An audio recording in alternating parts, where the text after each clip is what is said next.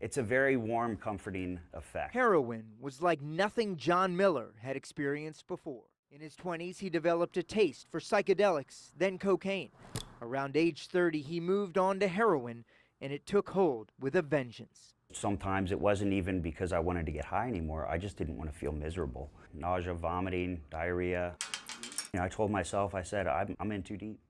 Then, when the pills run out, heroin, cheap and easy to get, fills the void.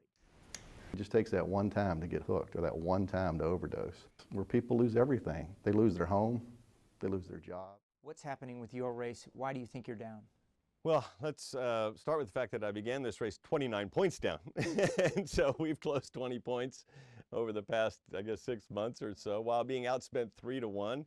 I never expected to be up in this race in the polls. It's indicative of the 97% of the time Mark Warner's with President Obama. Senator Mark Warner sat down to speak with us about his record and reputation. Taking arrows from both sides, a bipartisan. My opponent has been nothing but a partisan operative his whole political career. Gillespie says the same about Warner. Performance of Congress.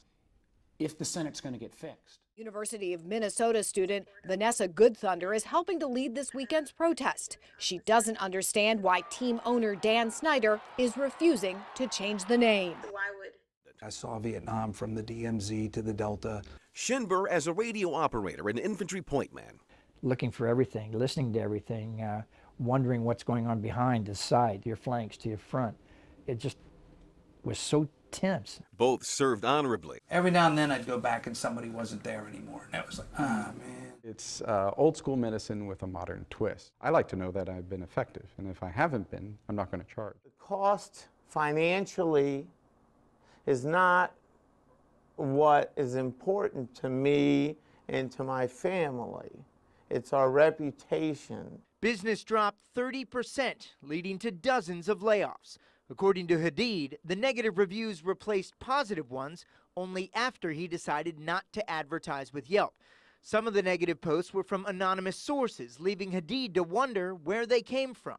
Hadid is now suing 7 nameless reviewers for defamation, demanding that Yelp turn over the names to determine whether they actually hired Hadid. If they're not customers, then it is slander. I think the nation is looking at this with great interest.